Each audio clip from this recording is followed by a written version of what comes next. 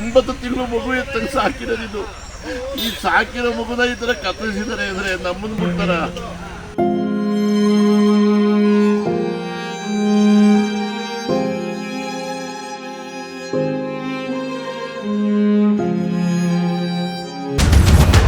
ದ್ವೇಷಕ್ಕೆ ರೈತ ಬೆಳೆದಿದ್ದ ಅಡಿಕೆ ತೆಂಗು ಗಿಡಗಳು ನಾಶ. ಕಿಡಿಗೇಡಿಗಳ ಕೃತ್ಯಕ್ಕೆ ರೈತ ಕಂಗಾಲು.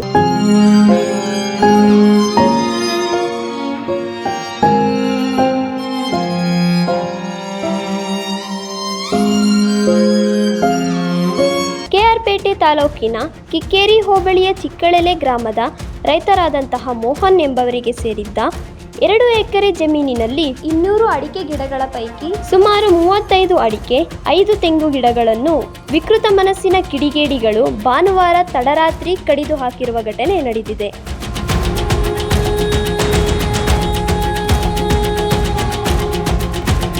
ಗ್ರಾಮದ ರೈತ ಮೋಹನ್ ಜಮೀನಿನಲ್ಲಿ 2 ವರ್ಷಗಳ ಹಿಂದೆ ಅಡಿಕೆ ಗಿಡಗಳನ್ನು ಹಾಕಿದ್ದರು.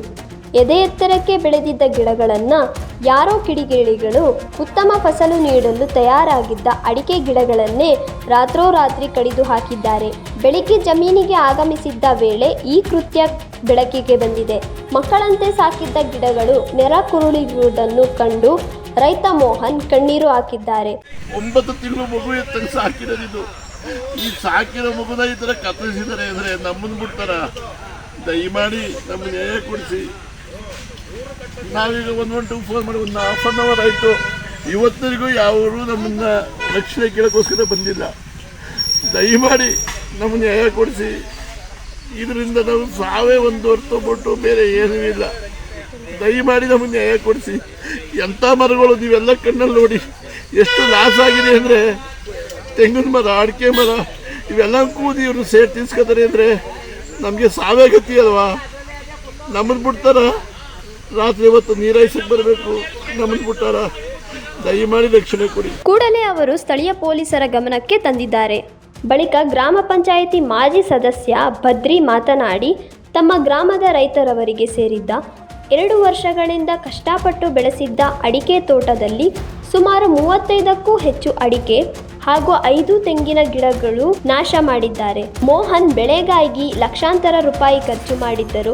2 ವರ್ಷದ ಅಡಿಕೆ ತೆಂಗು ಗಿಡಗಳು ನಾಶ ಮಾಡಿರುವ ಕಿಡಿಗೇಡಿಗಳ ವಿರುದ್ಧ ಸೂಕ್ತ ಕ್ರಮ ಕೈಗೊಂಡು ಸೂಕ್ತ ಪರಿಹಾರ ನೀಡಬೇಕು ಎಂದು ಒತ್ತಾಯಿಸಿದರು.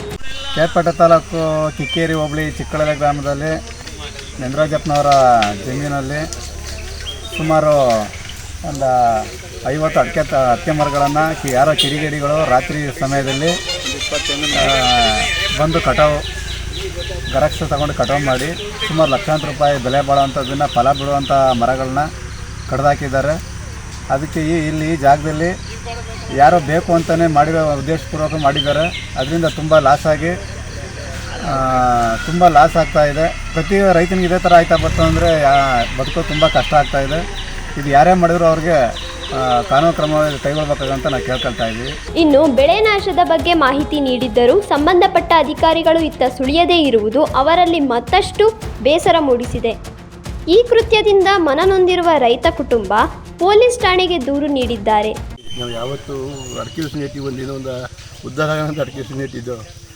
ಯಾವ ಶತ್ರುಗಳು ಬಂದು ನಿಮ್ಗೆ ಆಗದೆ ಇರೋರು ಯಾರು ಅಂತ ಗೊತ್ತಿಲ್ಲ. ಈ ಅಡಿಕೆ ಸಸಿಗಳನ್ನ ಎಷ್ಟು ಧ್ವಂಸ ಮಾಡಿದ್ದಾರೆ. ದೇವರಾಣೆಯಿಂದ ಪಾಪಿಗಳಿಗೆ ಕೈ ಮುಗಿದು ಕೇಳ್ಕೊತಾ ಇದ್ದೀನಿ. ಅವರಿಗೆ ಬದುಕೋಕ್ಕಿಂತಾಗಿ ಒಬ್ಬ ರೈತಂಗೆ ಅನ್ಯಾಯ ಆಯ್ತಾ ಇದೆ. ಒಬ್ಬ ರೈತಂಗೆ ಅನ್ಯಾಯ ಮಾಡೋ ಇಂಥ ಲೋಫರ್ಗಳನ್ನ ದಯವಿಟ್ಟು ಬಿಡಬೇಡಿ. ಯಾರು ಅಂತ ತಿಳ್ಕೊಳ್ಳಿ. ಸುತ್ತಮುತ್ತಲ್ಲಿ ಯಾರು ಮಾಡೋದು ನೋವೇ. ಕಷ್ಟ ಬಿದ್ದು ಇವತ್ತು ಸಸಿ 30 ರೂಪಾಯಿ ಕೊಟ್ಟು ಕಷ್ಟ ಸಾಕಿ ಬೆಳೆದಿದ್ದು ಇನ್ನೇ ಫಲ ಕೊಡೋ ಟೈಮಲ್ಲಿ ಈ ಥರ ಮಾಡಿದ್ದಾರೆ. ನಮಗೆ ರಕ್ಷಣೆ ಕೊಡಿ. ಇವತ್ತು ಇದನ್ನು ಮಾಡಿದರೆ ನಮ್ಮನ್ನು ಬಿಡ್ತಾರ? ದಯಮಾಡಿ ರಕ್ಷಣೆ ಕೊಡಿ. ಈ ಸಂದರ್ಭದಲ್ಲಿ ಗ್ರಾಮ ಪಂಚಾಯಿತಿಯ ಮಾಜಿ ಅಧ್ಯಕ್ಷ ಶಿವರಾಜು, ಹಿರಿಯ ಮುಖಂಡ ರಾಮೇಗೌಡ, ನೆಂಜೇಗೌಡ, ಶಿವರಾಜೇಗೌಡ, ಪಟೇಲ್ ಶಿವಕುಮಾರ್, ಸಂದೇಶ್ ಪವಿತ್ರ ಸೇರಿದಂತೆ ಇದರಲ್ಲಿದ್ದರು.